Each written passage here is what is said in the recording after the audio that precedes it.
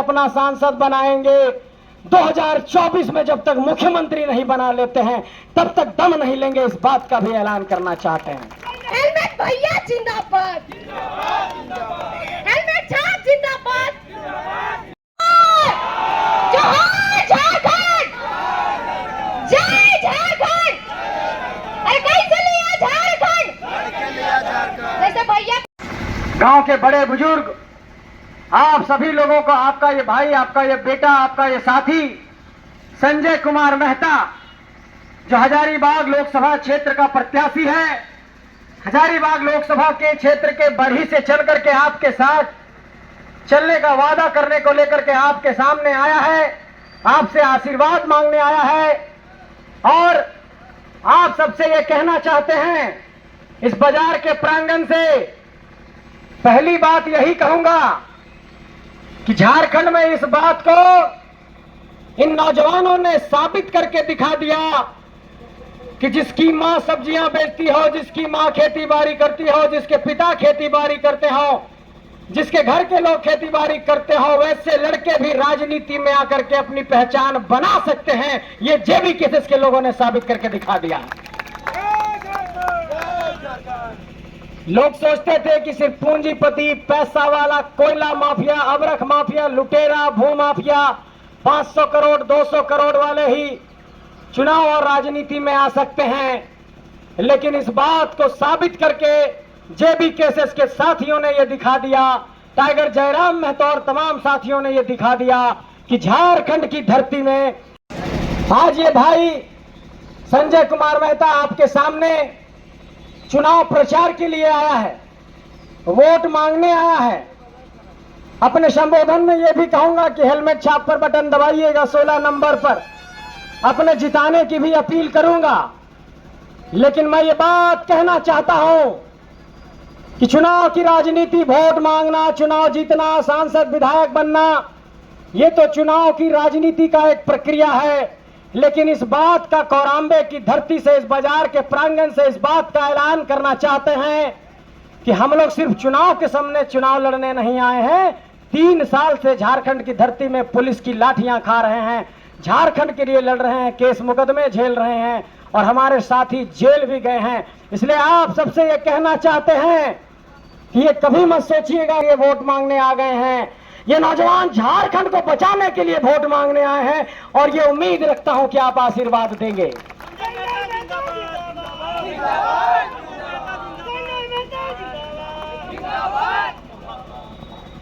और सब गोटे हम इनके कोहल थी, आए बाबू पारो पार भी सबके इतना इतना करोड़पति, अरबपति, 2 बार के एमएलए, 3 बार के एमएलए, सांसद, विधायक, इस सब के प्रचार प्रसार में मुख्यमंत्री, प्रधानमंत्री आ रहा थी तो इन कैसे पार भा। कल ये पारने की बात मत करिए, अभी तो हम लोग कह रहे हैं कि अपना सांसद बनाएंगे। 2024 में जब तक मुख्यमंत्री नहीं बना लेते हैं तब तक दम नहीं लेंगे, इस बात का भी ऐलान करना चाहते हैं।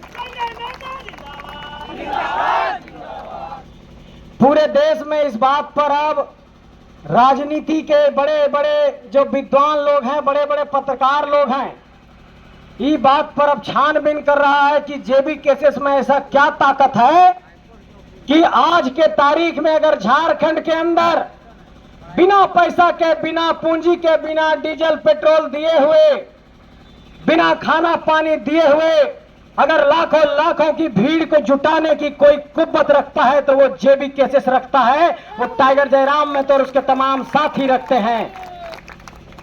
और यही कारण है कि प्रधानमंत्री महोदय और गृह मंत्री महोदय को भी जब दिल्ली में 14 सांसदों के लिए अपने टिकट का बंटवारा करने के लिए सोचना पड़ा तो दिल्ली के बड़े राष्ट्रीय राजनीतिक दलों ने भी इस बात पर सोचा कि झारखंड में खतियानी लोगों को टिकट देना होगा, नहीं तो ये लोग हालत खराब कर देंगे। और यही कारण से आजादी के बाद पहली बार चतरा में खतियानी को टिकट दिया गया। और इस तरह से आपने देखा कि हमारी पहली जीत हो गई कि हमारे लड़ाई को लेकर के दिल्ली वाले भी जाकर के मीटिंग करने लगे कि खतियानी को टिकट देना पड़ेगा। तो पहली जीत तो यह हो गई कि दिल्ली वाले अब हमारे मुद्दे पर चर्चा कर रहे हैं। दूसरी जीत 4 जून को होगी जब ये ईवीएम का पिटारा खुलेगा, तो उसमें ये बात सामने आ जाएगी कि बाप रे बाप ही का हो गलो हजारीबाग में, गिरिडीह में। यहाँ तो देखो लिए कि सब बड़ा बड़ा राष्ट्रीय राजनीतिक दल के नेता वो थी दिल्ली से हेलीकॉप्टर से प्रचार करेले, और यहाँ दूगो ऐसा आदमी जीतल हथु कि कोई सबके अपन अभी बड़ा पार्टी नहीं है, और दोनों निर्दलीय खड़ा भल थी, जेबी केसेस के अपन संगठन से खड़ा भल थी, तो कैसे जीत गल थी। तब 543 सांसद जब बैठा रहेगा तो इस बात पर जरूर वो सोचेगा कि झारखंड के लोगों के साथ जुल्म हुआ, शोषण हुआ, विस्थापन हुआ, पुनर्वास नहीं मिला, नौकरी नहीं मिली, पेपर लीक हुआ, यहाँ पर लूटपाट हुआ, यहाँ पर जमीनें लूटी गई। उसी के कारण झारखंडी आक्रोशित हुए और अपनी माटी के लोगों को चुना है। तब ये दिल्ली को जवाब मिलेगा मेरे साथियों।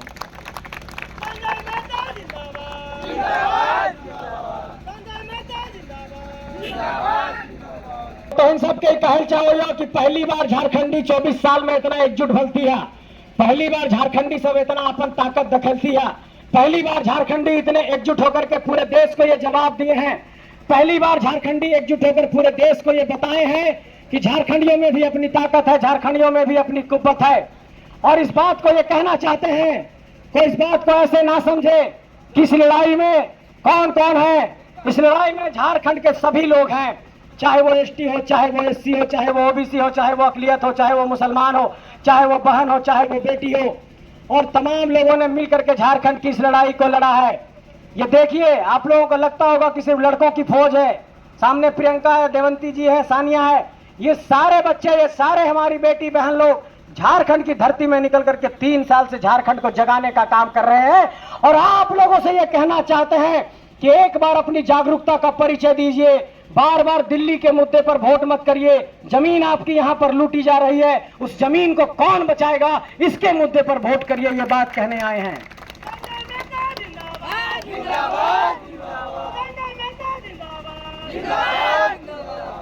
अब कुछ साधारण पहलू को समझा देते हैं। लोग कहता है कि बाबू तुम तो झारखंड के मुद्दा पर लड़ो वाला, झारखंड का स्थानीय नीति, नियोजन नीति, झारखंड के नौकरी विस्थापन पुनर्वास नियोजन, यह सब बात करो वाला। लोकसभा चुनाव लड़े कहे ले ला, एक दूगो सांसद बन के का कर लभा। बात उस सबके जो सवाल है, उस सवाल के हम जवाब देवल चाहे, ताकि वोट देवे समय तो इनके यह स्पष्टता रहे कि एक दो सांसद का कर सको और काहे अपन माटी के आदमी के जिताना चाहिए। देखिए, पहली बात तो यह समझिए कि जो कोयला खनन का पूरा परियोजना झारखंड में चल रहा है, लोहा निकालने का पूरा प्रोजेक्ट जो चल रहा है, यूरेनियम निकालने का, बॉक्साइट निकालने का, पूरे जमीन से खनिज निकालने का, ये सारा खनिज निकालने का काम खनन मंत्रालय भारत सरकार अलॉट करती है। और खनन मंत्रालय भारत सरकार जब अलॉट करती है और तमाम कंपनियां, चाहे वो एनटीपीसी हो, चाहे वो सीसीएल हो, चाहे वो बीसीसीएल हो, चाहे वो यहाँ पर अडानी हो, तमाम कंपनियां आकर के अगर कोयला निकालने का काम करती है तो उसको खनन मंत्रालय भारत सरकार कोयला निकालने के लिए प्रोजेक्ट को अलॉट करता है। और इन कंपनियों को कहा जाता है कि तुम कोयला निकालने जा रहे हो ठीक है, लेकिन पुनर्वास की नीति के साथ जाना, वहां के लोगों को नौकरी देना, वहां के लोगों को फर्जी केस में मत फंसा देना। और इन कंपनियों ने लोगों को फर्जी केस में फंसाया, मुआवजा की राशि नहीं दिया, पुनर्वास नहीं कराया, घर तोड़ दिए गए, जमीन लूट लिया गया। और झारखंड के 14 से 14 सांसदों ने कभी इस सवाल को संसद भवन में नहीं रखा। इसलिए अब मुख्य दर्शक सांसद नहीं चाहिए, अब दहाड़ने वाला सांसद चाहिए, इसलिए चुनाव को लड़ रहे हैं।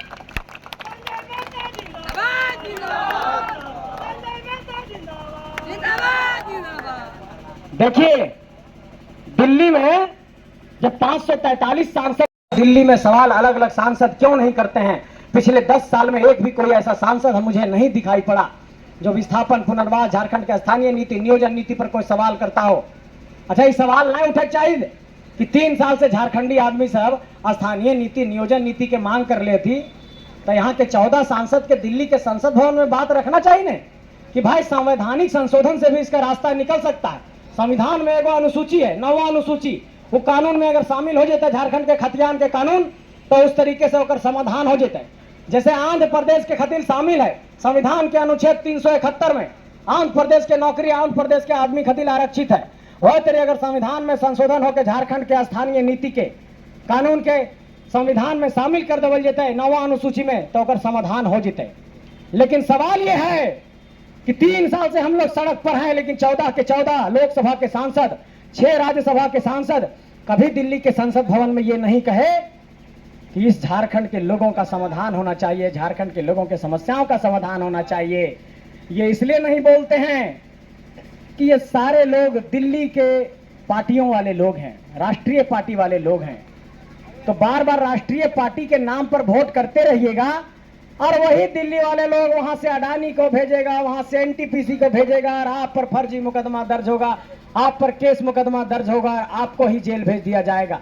आज की तारीख में हमारे नौजवानों को जेल भेज दिया गया, जो चुनाव लड़ रहे हैं उसको जेल भेज दिया गया, टाइगर जयराम को जेल भेजने की कोशिश की गई, हमारे 3 साथियों को जेल भेज दिया गया। हम लोगों का गुनाह सिर्फ इतना है कि हम लोगों ने झारखंडी हक अधिकार की आवाज बुलंद की, हम लोगों ने झारखंडियत की आवाज बुलंद की, झारखंड के नौकरी में झारखंडियों को प्राथमिकता देने की बात की। अगर ये गुनाह है तो ये गुनाह बार बार करेंगे और इस बात को कहना चाहते हैं।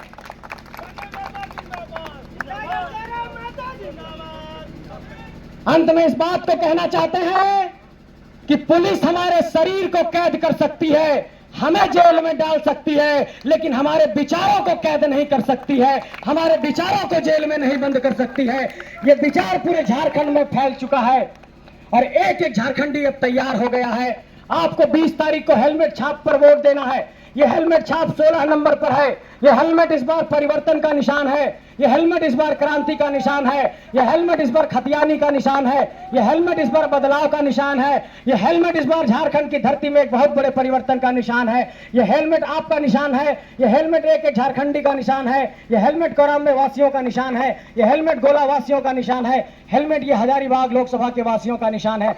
आइए हेलमेट पर बटन दबा करके वैसे लोगों को चोट देते हैं जो सिर्फ समझते हैं कि हेलीकॉप्टर से हाथ हिला करके चुनाव जीत जाएंगे। उन लोगों को ये चुनौती पेश करते हैं कि जो बरगद के सामने चबूतरे पर खड़ा होकर के भाषण देगा वही असली माटी का बेटा है, ऐसे लोगों को ही जिताएंगे। हेलीकॉप्टर से हाथ हिलाने वालों को वोट नहीं मिलेगा, इस बात का ऐलान करना चाहते हैं। आप लोग समझ गए बात।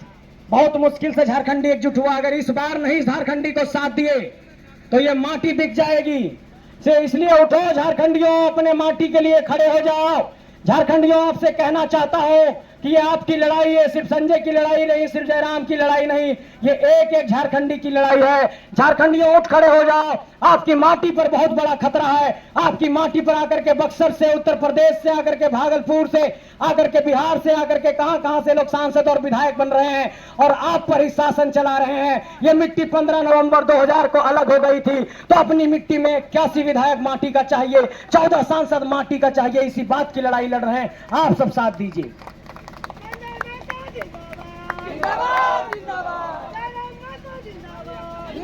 अंत में एक बात समझा देना चाहते हैं, माटी का सांसद चाहिए, इसका मतलब यह है कि असली माटी का सांसद चाहिए, जो सीने पर गोली खाने की कुव्वत रखता हो, दल बदल करके आने वाले लोग, दिल्ली में पैसे पर टिकट लेने वाले लोग, कोयले की माफियागिरी करने वाले लोग, जमीन की माफियागिरी करने वाले लोग। अगर ऐसा हमारा कोई माटी का बेटा है तो उसको दरकिनार भी करना है, ये बात भी आपको कहना चाहते हैं। आप लोगों ने 3 साल में सब कुछ देखा है, बस आपसे आशीर्वाद मांगने आए हैं। अपने भाई, अपने बेटे, अपने इस दोस्त को साथ दीजिए। आपका भाई संजय कुमार मेहता आपसे आशीर्वाद मांगने आया है। 16 नंबर पर 20 तारीख को हेलमेट छाप पर बटन दबाइएगा, यही निवेदन है। बहुत बहुत धन्यवाद, शुक्रिया।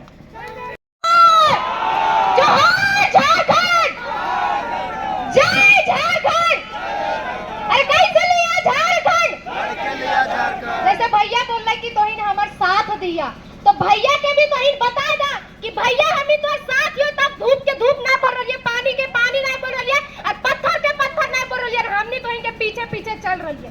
तो भैया तो पहले विजय प्राप्त हो गए होले कि ना, और तो इन्हीं एक बार और बोलिया कि मुर्गा दारू क्या क्या है, मुर्गा दारू क्या क्या है, आ गया है संजय 2024 में, बता इंतजाम क्या क्या है। न जमी चाहिए न आसमां चाहिए, न जमी चाहिए न आसमां चाहिए, न शोहरत चाहिए न नाम चाहिए, विकास का इतिहास चाहिए और आप सभी का आशीर्वाद चाहिए। तो जब भैया बतैलो कि हमर साथ दिया और तो साथ दरला कि नहीं, हेलमेट भैया, एकर नाम हो गलो हेलमेट भैया। जिंदाबाद जिंदाबाद। ज्यादा नहीं बोलबो, बस इतने बोलबो कि हमनी कोशिश कर रही है और हम जरूर जीतबे, काहे कि मंजिल मिले ना मिले ये मुकद्दर की बात है और हम कोशिश ही ना करें ये गलत बात है।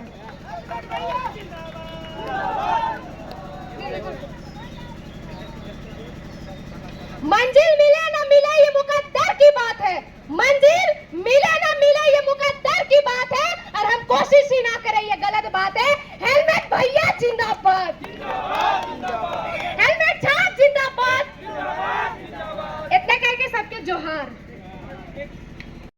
आपको ये संदेश देना चाहता हूं कि हमारे भाई रिजवान अंसारी को और फरजान खान जी को पुलिस ने जेल भेज दिया अभी 2 तारीख को। ये फरजान खान जी हमारे संगठन में महासचिव हैं और ये रिजवान अंसारी जी हमारे संगठन में केंद्रीय अध्यक्ष हैं, जो हमारा अल्पसंख्यक मोर्चा है। मैं तमाम अपने अक़लियत समाज के, मुस्लिम समाज के बड़े बुजुर्गों से ये कहना चाहता हूं कि देखिए, ये झारखंड के सियासी हक हुकूक की लड़ाई है, ये किसी एक की लड़ाई नहीं है। इसमें आपकी भी बेटी सानिया लड़ रही है, सानिया परवीन लड़ रही है, आपका भाई रिजवान लड़ रहा है, आपका भाई फरजान लड़ रहा है, आपके भाई अनवर भाई लड़ रहे हैं, आजाद भाई लड़ रहे हैं, सराफत भाई लड़ रहे हैं। हम लोगों ने झारखंड के अंदर एक इतना बेहतर संगठन बनाया जिसमें रिजवान है, शानिया है, दीपक रवानी है, तमाम हमारे मोती हैं, सभी लोग हैं। मतलब कि ST SC OBC सभी समाज, अल्पसंख्यक समाज से लोगों से हम मिला करके हम लोगों ने एक संगठन बनाया। आप लोगों से कहना चाहता हूं कि झारखंड में बार बार जिस समुदाय को वोट बैंक समझा गया, हम लोग ऐसे एकमात्र संगठन है जिसने झारखंड में किसी अखलाक अंसारी को सांसद का टिकट देकर के नेतृत्व करने का मौका दिया है। आमतौर पर लोग समझते हैं कि सिर्फ उनका वोट लेंगे, उनको नेता नहीं बनाते हैं। एक भी मुस्लिम समाज से टिकट नहीं दिया, ना कांग्रेस ने ना बीजेपी ने। अगर झारखंड में सांसद का टिकट दिया तो JB केसेस ने दिया। ये हम लोग नेता बनाने का काम करते हैं, किसी को पिछलग्गू बनाने का काम नहीं करते हैं। इसलिए इस बात को आपको समझना पड़ेगा कि आपको वोट किसको करना है। 1 मिनट, जिसको वोट करने जाएंगे इस बात पर सोचिएगा, जो व्यक्ति इस वक्त कांग्रेस के प्रत्याशी हैं वो भाजपा के विधायक हैं, इस्तीफा भी नहीं दिए हैं। ये कितनी हास्यास्पद बात है कि भाजपा के वर्तमान विधायक कांग्रेस के सांसद प्रत्याशी हैं, और क्या पता कि कल अगर कुछ हुआ तो फिर उधर नहीं चले जाएं। जो भाजपा के प्रत्याशी हैं वो खुद एक बहुत बड़े बिजनेसमैन हैं। तो ये बिजनेसमैन, ये पूंजीपति, ये दल बदलू वाले लोग, इन्हीं लोगों को चुनते रहिएगा तो झारखंड की जमहूरियत नहीं बचेगी। आपको इसको मुकम्मल करने के लिए इस इनकलाब की आवाज को साथ देना पड़ेगा और सियासी हक हुकूक की इस लड़ाई में आपको भी कदम ताल करना पड़ेगा। आप लोगों की दुआ मिले, ये मेरी इल्तिजा है। आप सब दुआ दीजिए ताकि इस लड़ाई को जीत जाएं। आप सब आशीर्वाद दीजिए कि इस लड़ाई को जीत जाएं। बहुत बहुत धन्यवाद।